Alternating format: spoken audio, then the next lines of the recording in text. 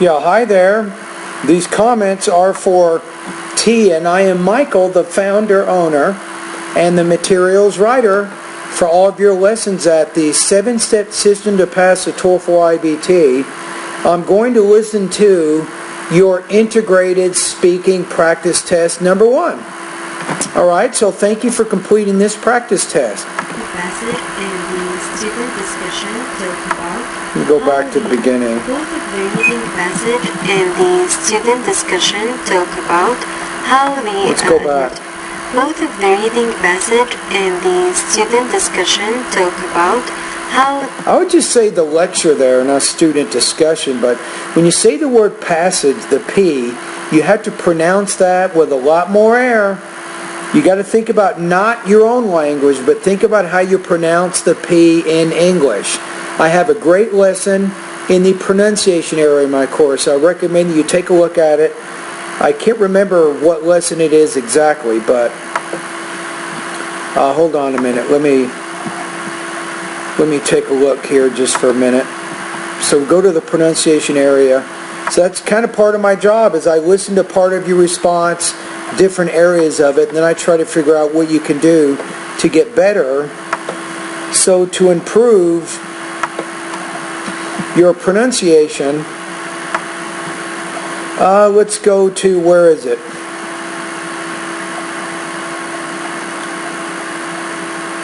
I'm going to say here.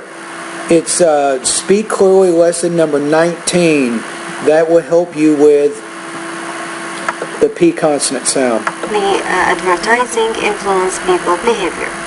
First, the reading passage shows so many advertising on TV and the radio.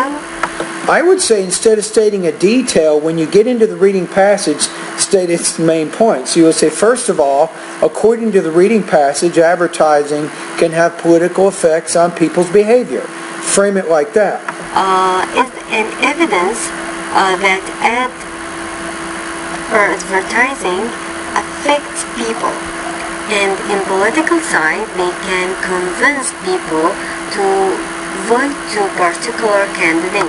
When you're on the political side, you're putting that key point in the middle of your first supporting point, but I would put that at the beginning of your supporting point because that is a key idea. You don't want to hide it in the middle.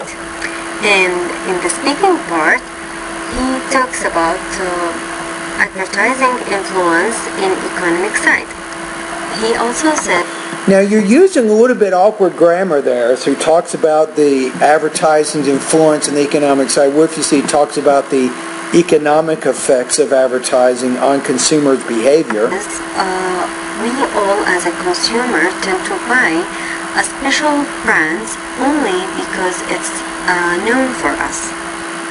So I don't think you covered all of the information there. You don't have to really, but I think there's a few points that you could have said that you didn't say.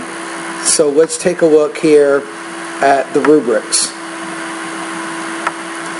I still think it's not bad. I think you have a fairly good response. I'm going to put you at about 2.5 out of 4, 19 points out of 30 on this practice test. Now, if you go to the syllabus, page 9, right? So your score is 2.5 here. That means for in-grade, I'm going to put in the grade 85. Now, a couple of other things here. I think also, in order to help you a little bit more with your topic development, I'm going to give you one more lesson here. So let's go to the speaking part of my course. In speaking lesson number 7, I'd like you to take a look at that. I've already gone over this lesson a few times, but I think it's something you want to take a look at right here. How to make your speaking more coherent. Check out that one. Now, if we go back to pronunciation, I'll show you one more thing that you can work on. The pronunciation section of my course, I'd like you to also, because you had some problems with your pausing and your pacing, take a look at Speak Clearly lesson 41, 42, 43, and 44. So, excuse me. So if you go through the lessons, I think, in the thought groups and blending, and also the P consonant sound, I think you can make some improvements with your pronunciation. All right, anyway, thank you for completing the practice test.